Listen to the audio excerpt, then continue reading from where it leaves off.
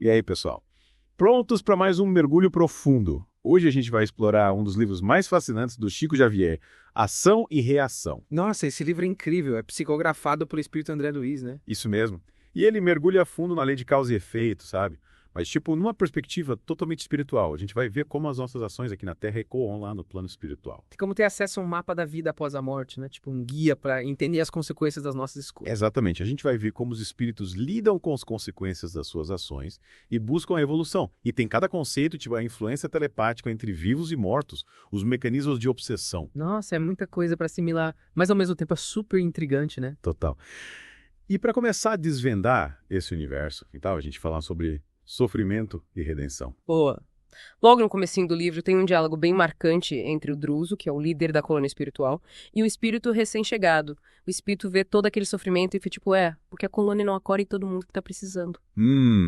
E a resposta do Druso é fundamental para a gente entender a essência do livro. Ele fala que a salvação não é dada de mão beijada, a gente tem que merecer, sabe? Tem uma frase que resume bem isso. A salvação só importa de fato para quem deseja ser salvo. Ou seja, a gente tem que querer ser salvo, né? É como se, mesmo no plano espiritual, a gente tivesse o poder de escolher o nosso caminho. Exatamente. E aí entra o conceito de desespero como uma forma de insanidade. O livro explora isso com muita profundidade. Tipo, desespero não é só um sentimento ruim que a gente sente, mas uma escolha que nos impede de evoluir. Isso. E o arrependimento de verdade, a vontade de reparar as coisas que a gente fez de errado, são essenciais para a evolução espiritual. Faz todo sentido. A gente vê isso aqui na Terra também, né? Quantas vezes a gente fica remoendo o passado, se lamentando, em vez de tentar mudar. Muitas vezes. E ação e reação, deixa claro. A gente precisa encarar o passado de frente e buscar a mudança. E por falar em encarar o passado, vamos mergulhar nos mecanismos da reencarnação. O livro mostra que não é só morrer e renascer, e pronto, sabe? É bem mais complexo. E o que me fascina é a ideia de que nem sempre a reencarnação é uma linha reta, tipo sempre para frente. O livro fala dos planos inferiores, que são como prisões espirituais para quem cometeu erros graves. Nossa, tipo uma sentença cósmica. É. E o mais legal é que o livro mostra que algumas reencarnações na Terra são planejadas justamente para dar uma chance de sair desses planos inferiores. Tipo uma intervenção, para a gente ter a chance de lidar com o nosso karma. Exatamente. E aí me vem a pergunta. Será que todas as dificuldades que a gente enfrenta aqui são testes kármicos? É difícil saber, né? Mas o livro dá a entender que, pelo menos em parte, sim, as nossas experiências são moldadas pelas nossas escolhas passadas. Sem dúvida. Mas ele também fala do livre-arbítrio, da nossa capacidade de escolher como a gente reage a essas experiências. Lembra da Cecina, aquela mulher que rejeita o próprio filho que está para reencarnar? Que situação. É de partir o coração, né? Cecina estava presa a traumas do passado, mas o livro mostra que, às vezes, rola uma intervenção espiritual para garantir que os compromissos sejam cumpridos. Tipo, o universo dando um empurrãozinho pra gente evoluir, mesmo que seja difícil. Isso. E essa ideia de forças invisíveis influenciando a gente abre caminho para outro tema. A influência telepática e as prisões mentais. Essa parte é meio ficção científica, né? O livro fala da insanidade telepática, de como espíritos mal intencionados podem influenciar as pessoas aqui na Terra. E tem aquela cena da colônia espiritual sendo atacada por espíritos vingativos, dá até medo. Nossa, é verdade. Mas e da gente? Será que os nossos pensamentos também podem influenciar os outros? Tipo, mandar energias positivas ou negativas? O livro fala bastante disso. E fala que nossos pensamentos criam formas de pensamento que impactam nossa vida e a dos outros, tanto no plano físico quanto no espiritual. Nossa, que poder. Lembra daquela cena da favela espiritual? Lembro. Aquela cena de arrepiar. O André Luiz viaja por essa favela e vê várias pessoas presas em suas próprias formas de pensamento. O avarento, obcecado por dinheiro, o motorista que causou um acidente e tá cheio de culpa, o jogador que não para de apostar. É um alerta pra gente prestar atenção na energia que a gente emana, né? Nossos pensamentos influenciam a gente, quem tá perto da gente. A gente precisa se policiar. Criar uma realidade mais positiva começa com a gente pensando positivo, né? Mas, e aí, como a gente usa esse poder pro bem? Boa pergunta. Acho que a gente pode começar entendendo a história do Silas e da Alzira. A história do Silas e da Alzira é bem marcante, né? Ela mostra como as ações do passado podem ter consequências até muitas vidas depois. É verdade. A Alzira, coitada, fica desesperada procurando o filho. Me explica de novo essa história. Faz tempo que eu li o livro. Lembra do Antônio Olímpio? Ele tinha 2 irmãos que eram, tipo, movidos pela inveja e pela vingança. Ah, tá. E o Antônio acabou matando os irmãos, né? Isso. E aí, no plano espiritual, os irmãos ficam, tipo, perturbando a família do Antônio, sabe? Querendo vingança. Nossa, que pesado. E a Alzira entra nessa história como? A Alzira era esposa do Antônio. Ela morreu e foi pro plano espiritual, mas o filho dela, o Luiz, ficou preso na Terra, sofrendo a influência dos espíritos vingativos dos tios. Caramba! É como se a energia negativa dos irmãos tivesse passado pro Luiz, né? E o Luiz acaba se tornando obcecado por dinheiro, igualzinho os tios. Aí a Alzira fica desesperada tentando ajudar o filho. Nossa, que situação. E o mais chocante é que os espíritos vingativos eram os irmãos da Alzira. Ela estava tentando proteger o filho dos próprios irmãos. A história da Alzira é um exemplo da força do amor, sabe? Mesmo diante de tanta dificuldade, ela não desistiu da família. O amor de mãe é poderoso mesmo, né? E a gente vê isso também na história do ministro Sanzio. Ele era um espírito evoluído, mas super humilde.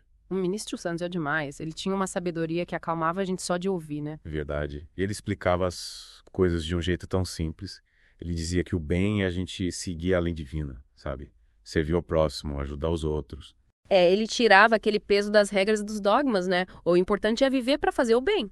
E por outro lado, ele dizia que o mal é o egoísmo, a gente só pensar na gente mesmo. E no final, quem faz o mal acaba sofrendo as consequências, né? Com certeza. E o ministro Sanzio também falava do sofrimento como uma forma de libertação. Tipo, quando a gente enfrenta as dificuldades com a atitude certa, a gente cresce espiritualmente. Faz sentido. É como se a gente aprendesse com os erros, né? Exatamente. E a história do Adelino mostra isso na prática. Ele era um cara que aparentemente tinha uma vida difícil aqui na Terra, mas o espírito dele era puro. O Adelino é um cara bom, né? Me conta mais a história dele. O Adelino, no Vida Passada, era filho de um fazendeiro rico e cruel. O pai maltratava todo mundo, até os escravos. Que horror. E o Adelino? O pai gostava do Adelino, dava tudo do bom e do melhor pra ele. Mas o Adelino não concordava com as atitudes do pai, sabe? E aí o que aconteceu? O Adelino tinha um meio-irmão, filho de uma escrava, que era deficiente mental. O Adelino cuidava do irmão, protegia ele. Mas aí, aconteceu alguma coisa ruim? O pai mandou o Adelino levar o irmão pra longe e matar ele. Meu Deus, Yeah. que crueldade. E o Adelino fez isso? Fez, mas depois ele se arrependeu e acabou tirando a própria vida. Nossa, que triste. Mas e aí, o que aconteceu com o espírito dele? Ele foi pra colônia espiritual e se dedicou a ajudar os outros. Ele queria reparar o erro que tinha cometido. Ele se arrependeu de verdade, né? E o mais bonito é que ele conseguiu o perdão do irmão e do pai, que também estava no plano espiritual. Que emocionante. Yeah. É prova de que o perdão é sempre possível, né? E a história do Adelino mostra que a gente pode aprender com os erros do passado e encontrar redenção. A gente tem que ter esperança, né? Mas e aí, como a gente aplica essa lei de causa e efeito na nossa vida? O livro dá vários exemplos de dívidas kármicas e as consequências delas. Tipo, Por exemplo, o aborto, o assassinato e até a gente negligenciar a família, sabe? Não dar atenção, não cuidar. nossa, é verdade. É. A gente tem que ter responsabilidade pelas nossas ações, né? Exato. E o livro não quer assustar a gente, mas sim mostrar que as nossas escolhas têm consequências. A gente tem que pensar bem antes de agir, né? E tem a história do Léo, lembra? Ele tava morrendo de tuberculose, pagando por um assassinato que ele cometeu em outra vida. Que situação. Mas ele enfrentou a doença com muita coragem, né?